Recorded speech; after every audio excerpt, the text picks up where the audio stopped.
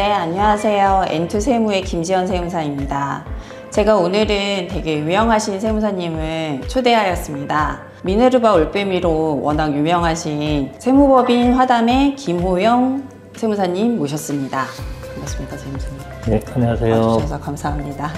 네. 김호영 세무사님은 이제 공인중개사 분들은 거의 다 알고 계실 정도로 이제 주택 세금에서 워낙 유명하신 분이라서 저희 N2 세금에서 주택 세금 관련된 내용은 세무사님과 함께 같이 찍으려고 합니다.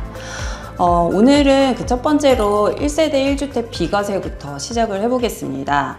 제가 얼마 전에 친구를 만났는데 친구가 서초동에 이제 살고 있었는데 갑자기 목동으로 이사를 간다는 거예요. 그래서 왜 이사 가냐 그랬더니 주택이 사실 하나 있는데 남편 명의의 주택이 하나 있는데 살은 적이 없다. 사고 나서 한 번도 산 적이 없어서 그거를 양도세 비과세를 받기 위해서 이사 가서 2년 거주 기간을 채우려고 한다 라고 하더라고요. 근데 사실 그렇지 않잖아요, 세무사님. 이제 네. 거기서 그분이 네. 언제 취득했는지가 되게 중요하죠. 네, 그래서 취득할 당시 조정지역이었느냐 아니었느냐. 예, 그래서 제가 언제 취득했냐고 물어봤습니다. 그랬더니 2015년도에 취득을 했다. 그래서 그러면 너는 거주 요건이 없어도 비과세가 가능한데? 이렇게 얘기했더니 그 사람이 자기가 잘못 알고 있나? 이렇게 얘기를 하더라고요. 네, 그렇게 잘못 알고 있는 분들이 생각보다 많습니다. 네. 그래서 이게 조정지역 생긴 게 서울은 2017년 8월 3일 이후부터니까 조정지역으로 지정이 된 다음에 취득하신 주택은 양도일에 관계없이 2년 거주기간이 필요하지만 그렇지 않은 경우에는 2년 거주기간이 필요 없잖아요. 그렇죠. 일반적으로 네. 우리가 이제 1세대 1주택 비과세를 받으려면 여러 가지 요건이 있잖아요. 네. 우선 양도 당시 1주택이어야 되고요. 네. 그 다음에 기본적으로 보유기간이 2년 이상이어야 되고 네. 그 다음에 중요한 게 방금 말씀하신 것처럼 취득할 당시 조정 대상 지역이었으면은 2년 거주 요건도 채워야 되는데 네. 만약에 취득할 당시 조정 대상 지역이 아니었다. 네. 그럼 사실 2년 거주 요건은 필요 없잖아요. 네. 근데 그 지인분은 2015년에 취득했으니까 2015년은 17년 8월 3일 전이잖아요. 네. 서울은 17년 8월 3일에 조정 대상 지역으로 지정된 걸로 보니까 네. 그 이전에 취득했으면 사실 거주 요건이 없죠. 네. 그럼 굳이 이사를 안 가도 되는데 네. 근데 만약에 하나 네. 그 주택이 고가주택이다. 네. 양도할 당시에 양도가액이 12억을 초과하는 고가주택이라고 그러면은 네. 12억까지만 비과세를 해주고 네. 12억 초과분은 양도세를 내야 되잖아요. 네, 맞습니다. 근데 그 12억 초과 부분에 대한 양도세를 줄이려면은 네. 장기보유 특별공제를 좀 많이 받아야 되는데 네. 그 장기보유 특별공제가 원래 표 1의 공제율이 있고 네. 표 2의 공제율이 있는데요. 네. 표 1의 공제율은 연간 2%만 공제해 주는 거고 최대 네. 30%. 그다음에 표 2의 공제율은 보유기간별 4%, 네. 거주기간별 4%, 합산 최대 80% 해주잖아요. 네. 근데 그 표 2의 공제율을 받으려면은 2년 거주요건을 또 충족해야 됩니다. 네. 그래서 저는 혹시 그 지인분이 네. 표 2의 공제율 때문에 이사 가는 건 아니냐. 네. 이제 그거는 좀 확인해 봐야 될 것 같아요. 네. 뭐 그럴 수도 있죠. 살다가 넘을 수도 있겠죠. 네. 살다가 넘을 수도 있다. 그럼 아직은 안 넘은 거예요? 네, 제가 알기로는 안 넘은 걸로 알고 있습니다. 그러면 사실 굳이 이사 갈 필요가 없는데 이제 세입자 내보낼 때 뭐 중개 수수료 나가야 되죠. 또 이사비 네. 나가야 되죠. 네. 굳이 이제 이사 갈 필요가 없는데 네. 변호사님이 잘 알려주셔야 되겠네요. 네, 그래서 저는 항상 이렇게 팔거나 사거나 뭔가 액션을 취하기 전에 세무 상담을 받으라고 꼭 네. 주변에 말씀을 드리는데도 네. 이렇게 이사를 가기로 결정을 다 하고 나서 얘기를 하더라고요. 그래서 되게 좀 안타까운 적이 있습니다. 네.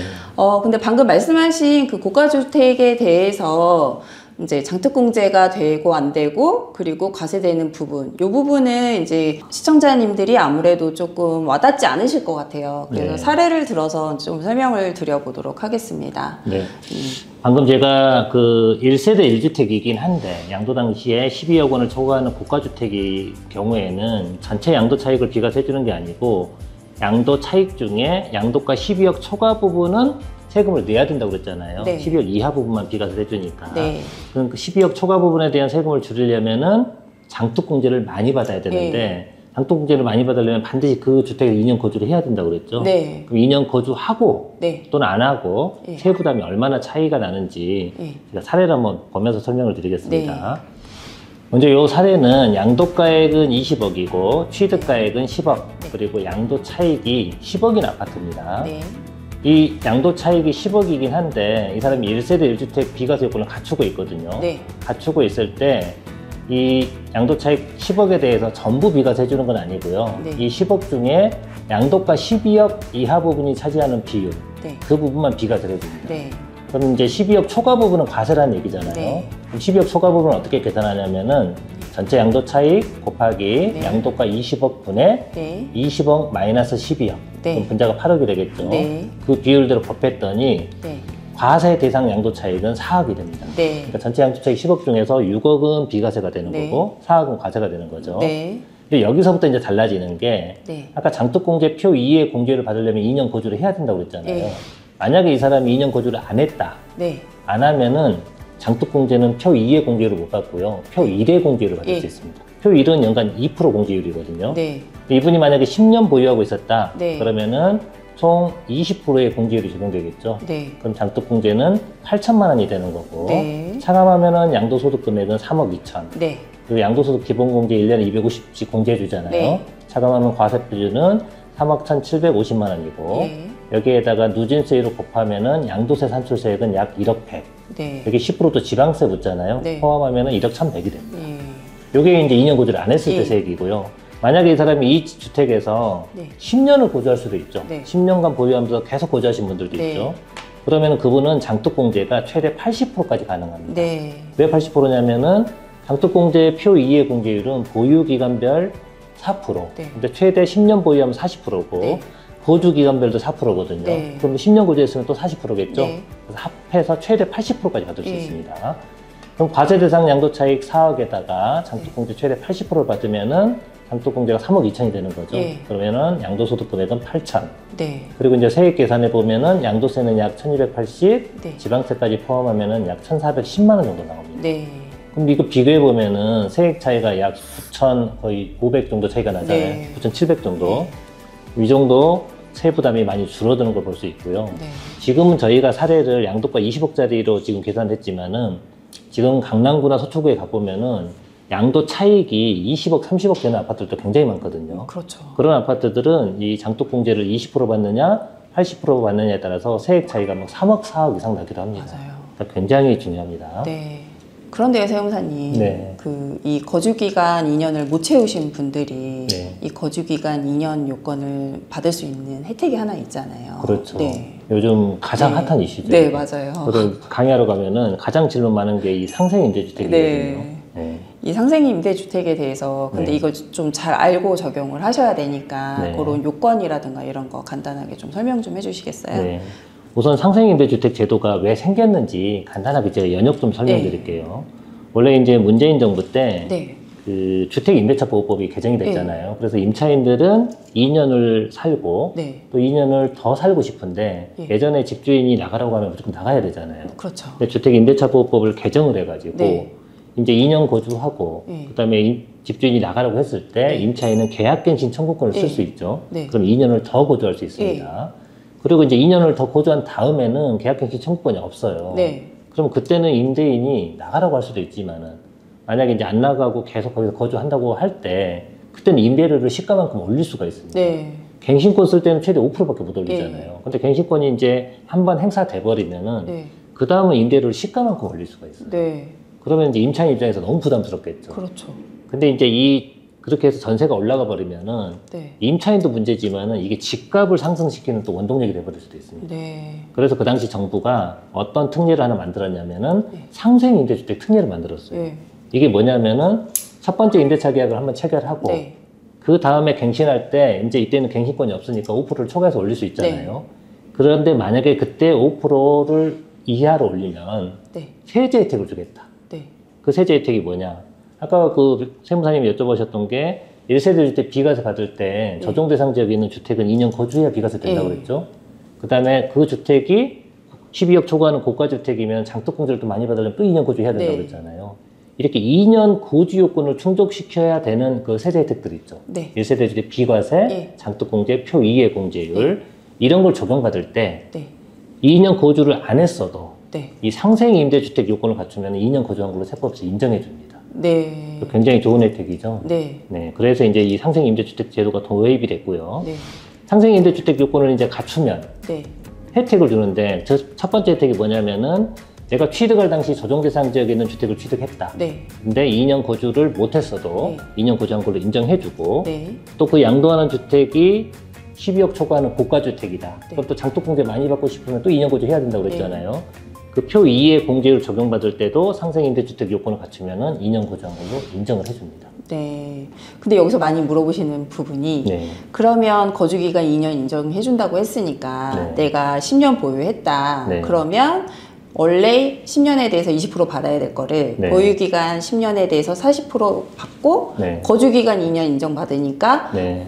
4% 곱하기 2년 해서 8%까지 인정받냐? 네. 이거 굉장히 많이 물어보시거든요. 그렇죠. 네. 그 제 블로그에도 네. 이제 상생임대주택 요건을 갖춰가지고 장독공제 표 2의 공제율을 적용받을 때 10년 이상 보유하신 분이 네. 보유기간별로 그러면 40% 받잖아요. 네. 그럼 거주기간별로 2년 거주한 걸로 인정해주니까 네. 8% 더해주는 거 아니야? 그럼 합해서 48%. 네. 심지어 세무사님들도 이렇게 많이 알고 네. 계시는데 이거는 48%는 아니고요. 40%만 해주는 겁니다. 네. 왜 40%만 해주냐면은 조문에 2년 거주 기간을 인정해 준다고는 안 돼 있고요. 표 2의 공제율 적용 요건을 충족한 걸로 봐주는 거니까 그냥 장독공제 표 2를 적용해 주겠다는 의미지 2년을 거주한 걸로 인정해 주겠다는 건 아니다. 네. 그래도 20% 공제받을 거를 40%로 가면 두 네. 배를 공제를 받는 거니까 네. 제가 볼 때는 상생임대주택을 한 번은 하시는 게 한 네. 번도 거주한 적 없으시다라고 하면 세금 줄이는 데는 도움이 많이 될 것 그렇죠. 같습니다. 도움이 많이 되죠. 네, 네. 근데 이거 장독공제 표 2의 공제율보다 사람들이 더 많이 관심이 있는 거는 취득할 당시 조정 대상 지역이었을 때 2년 거주를 꼭 해야 비과세가 되잖아요. 네. 근데 이제 거주를 못 하신 분들, 네. 조정 대상 지역 지정일 때 취득했는데 네. 2년 거주 요건을 못 갖춘 분들이 이 상생임대주택 요건을 갖추면 네. 2년 거주한 걸로 이제 인정을 받기 때문에 네. 사실 그게 가장 큰 메리트죠. 네. 그 제가 이거 특례 생기기 전에 네. 그때 한참 뭐 주택 중도하고 이럴 때 네. 고객님들이 압구정 현대 뭐 이런 아파트 갖고만 계셨던 분들 그렇죠. 이런 분들 이제 부랴부랴 세입자 내보내고 네. 거주기간 채우시겠다고 들어가신 분들 꽤 많거든요. 그렇죠. 네. 그래서 이게 생겨가지고 비과세 가능하다. 네. 네. 그럼 요거 조금 와닿지 않으실 것 같으니까 사례를 좀 들어서 설명을 좀 네, 사실 이게 말로만 설명드리면 좀 내용이 어려울 수 있거든요. 구체적인 제가 사례를 들어서 몇 네. 가지를 좀 설명드리겠습니다. 첫 번째 사례가 이제 상생임대주택 특례가 적용되는 사례인데요. 네.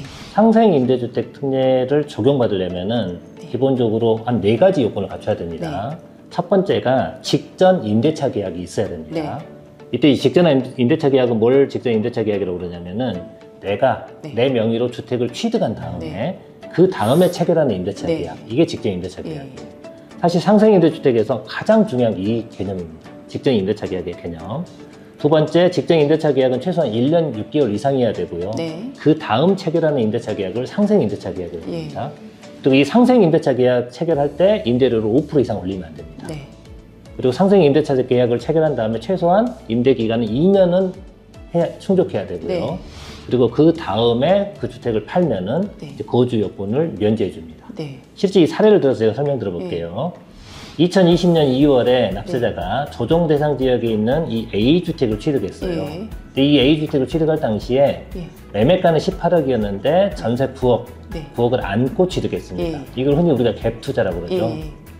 그러면 이제 내가 이 주택을 취득할 당시에는 이미 전세가 있었잖아요. 네. 그러니까 이 전세 계약은 내가 체결한 게 아니죠. 네. 이 전세 계약은 직전 임대차 계약이 아니에요. 네. 왜냐하면 직전 임대차 계약은 내가 내 명의로 주택을 취득한 다음에 체결하는 임대차 계약이니까. 네. 그리고 이제 이 전세 만료일이 2020년 8월 31일이었거든요. 네. 그럼 2020년 9월 1일자로 전세가 갱신이 되겠죠. 네. 이 전세 갱신 계약이 내 명의로 취득한 다음에 체결하는 첫 번째 임대차 계약이잖아요. 네. 이게 직전 임대차 계약입니다. 음. 근데 이 직전 임대차 계약은 임대료를 마음대로 조정해도 돼요. 네. 그 다음에 직전 임대차 계약 체결한 다음에 최소한 1년 6개월 이상 경과한 다음에 두 번째 임대차 계약을 체결하겠죠. 예. 이게 2022년 9월 1일날 체결하는 계약인데 네. 이게 상생 임대차 계약입니다. 네. 그리고 이 상생 임대차 계약을 체결할 때 임대료를 5% 이상 올리면 안 된다고 그랬죠. 네. 그래서 이 납세자는 딱 5%만 올린 거예요. 네. 그리고 2년 이상 임대한 후에 네. 양도를 하면은 2024년 10월에 이제 양도를 하는 거죠. 네. 그러면 이 사람은 원래 취득할 당시 조정 대상 지역에 이 주택이 있었기 때문에 네. 2년 거주해야만 비과세 됐잖아요. 근데 2년 거주를 이 사람이 안 했어도 상생 임대주택 요건을 갖추면은 2년 거주한 걸로 인정을 해주기 때문에 이 사람은 1세대 1주택 비과세가 가능해지는 거예요. 네. 그럼 선생님, 네. 이 갭 투자를 할 때 네. 이제 집주인이 바뀌었잖아요. 네. 그럼 임대차 계약을 전세 그 임차인하고 네. 얘기를 해서 네. 이때 새로 맺을 수는 없을까요? 기존에 네. 이제 여기 사례 보시면은 임대차 네. 기간이 18년 9월 1일부터 2020년 8월 31일이었잖아요. 네. 근데 이제 기존의 임대차 계약 우리가 승계를 했는데 네. 요 임대차 계약의 임차인과 새로 이제 약정을 다시 맺어가지고 네. 기존의 임대차 계약을 무효로 하고 네. 새로 맺은 게 직전 임대차 계약으로 인정이 되느냐? 네. 안 됩니다. 그것도 안 돼요. 네, 그건 안 네. 되는 걸로 유권해석이 이미 나와 있습니다. 그럼 무조건 그 전에 갭 투자했을 때 남아있는 기간은 그냥 없어지는 기간인 거네요. 그렇죠. 이제 네. 그 기존의 임대차 계약이 다 완료된 다음에 네. 그때 이제 체결하는 임대차 계약이 직전 임대차 계약이 직전 되는 임대- 거죠. 아, 네. 그래서 직전 임대차 계약이 중요하다고 말씀하셨군요. 그렇죠. 네.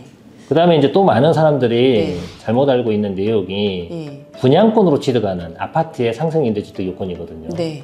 이게 굉장히 이제 실수를 많이 하고 지금도 잘 모르고 잘못 이해하고 계시는 분들이 많아서 네. 이 사례를 좀 설명드려 볼게요. 이 사례 보시면은 2018년 12월에 네. 분양권을 내가 하나 취득했습니다. 네. 뭐 분양권에 당첨이 됐거나 네. 다른 분양권을 이제 승계 취득한 네. 경우에요. 네. 그리고 이 분양권으로 취득하는 아파트의 취득일은 잔금일이잖아요. 네. 근데 잔금이 언제였냐면은 2021년 6월 14일이었습니다. 네. 이 잔금 칠 당시에 이 지역이 조정 대상 지역이었어요. 네. 그럼 원래 2년 거주해야 비과세잖아요. 예. 근데 이 사람이 이 잔금 칠 돈이 없는 거예요. 예. 그럼 보통 우리가 잔금 칠 돈이 없으면은 임대차 계약 체결하고 네. 그 보증금 받아서 네. 잔금을 많이 치잖아요. 네. 근데 이분이 딱 그렇게 하신 거예요. 네. 임차인의 보증금을 받아가지고 이 아파트에 잔금을 지급했습니다. 네. 근데 여기서 이제 문제가 되는 게 이 첫 번째 임대차 계약이 직전 임대차 계약으로 인정이 되는 거냐 안 되는 거냐. 네. 그러니까 직전 임대차 계약이 굉장히 중요하다고 그랬잖아요. 근데 직전 임대차 계약인지 아닌지를 판단할 때는 항상 정의를 떠올려 보셔야 돼요. 직전 네. 임대차 계약의 정의. 내가 취득을 하고 그렇죠. 예. 임대차 계약을 맺어야 되는데 네. 일단 잔금은 치른 거잖아요. 그렇죠. 방금 세무사님 정확하게 설명해 주셨는데 네. 직전 임대차 계약의 정의는 4명이로 주택을 취득한 다음에 네. 체결하는 임대차 계약이 네. 된다고 그랬잖아요. 근데 이 아파트의 취득일은 잔금일이죠. 네. 근데 잔금일 날 내가 이 잔금을 치르기 위해서 그 전에 뭘 해버렸어요? 임대차 계약을 임대차 계약을 맺었으니까. 맺고 내가 보증금을 네네네. 받아버렸잖아요. 네. 결국 그 돈으로 잔금을 치렀기 때문에 잔금일 전에 반드시 임대차 계약이 있을 수밖에 없어요. 네. 그럼 첫 번째 임대차 계약은 주택을 취득하기 전에 체결한 임대차 계약이죠. 네. 그러니까 이 첫 번째 임대차 계약이 직전 임대차 계약이 안 되거든요. 안 되는 거네요. 그렇죠. 네. 그럼 이제 23년에 6월에 이제 갱신을 하잖아요. 네. 갱신할 때 임대차 계약이 이게 직전 임대차 계약이에요. 네. 근데 납세자는 처음에 체결한 임대차 계약이 직전 임대차 계약으로 착각하고 2년 있다 갱신한 게 상생 임대차 계약. 네. 그리고 이때 5% 인상하고 예. 2년 이상 지난 뒤에 팔아버렸잖아요. 네. 그럼 이 사람은 상생 임대차 계약의 요건을 못 갖춘 상태에서 판 겁니다. 그럼 비과세가 안 되겠네요. 비과세가 안 되죠. 추징되시겠네요. 네. 이 사례에서 그러면 세무사님, 네. 이 사람이 첫 번째 임대차 계약을 직전 임대차 계약으로 인정받으려면 어떻게 했어요? 일단 대출을 받아서 잔금을 냈어야죠. 빈 겁니다. 네. 네, 대출을 받아서 네. 우선은 잔금을 쳐넣고 네. 취득한 다음에 네. 그리고 한 이틀 뒤에 임대차 계약을 체결해서 네. 보증금 받잖아요. 네. 그걸 대출 상환합니다. 네, 상환하면 되죠. 그렇죠. 이걸 알았으면 이렇게 했을 텐데 네. 이걸 놓쳐가지고. 네. 저희 유튜브를 보시는 분들은 알고 이제 네. 그렇게 하시지 않을까요? 네. 그러니까 이게 세금이라는 게 팔고 나서 이제 고민하면은 이미 늦은 거잖아요. 맞아요. 네. 미리 취득할 당시부터 또는 이제 중도에 좀 전문가하고 상담을 받고 또는 공부를 하고 이제 근데 꼭 이런 분들은 네. 매도 계약하시고 상담하러 오시죠? 그렇지 희한하죠. 그런 분들은 항상 놓치고 오는 분들이 대부분이죠. 네. 네. 그 다음에 제가 이 상생 임대주택에서 또 이제 많이 물어보는 게 네. 상생 임대주택은 1세대 1주택만 받을 수 있는 거냐? 네. 일시적 2주택은 안 되는 거냐? 네. 그것도 많이 물어보시거든요. 네, 네. 1세대 1주택이 되면 일시적 2주택도 당연히 되겠죠. 네. 그 사례를 제가 간단하게 한번 설명드려 네. 볼게요. 이건 제가 이제 블로그에서도 잘 설명을 안 했던 건데 네. 2019년 5월에 내가 A주택을 한 채를 가지고 있었고요. 네. 이 A주택이 취득할 당시 조정 대상직이 있었어요. 네. 그래서 요거를 이제 비과세를 받고 싶은데 네.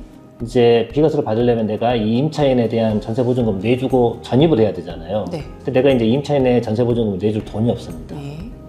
그 다음에 이제 2020년 7월에 이제 임대차 계약이 만료돼서 네. 이제 임대차 계약을 갱신했습니다. 네. 이게 이제 직전 임대차 계약이 되는 거죠. 네.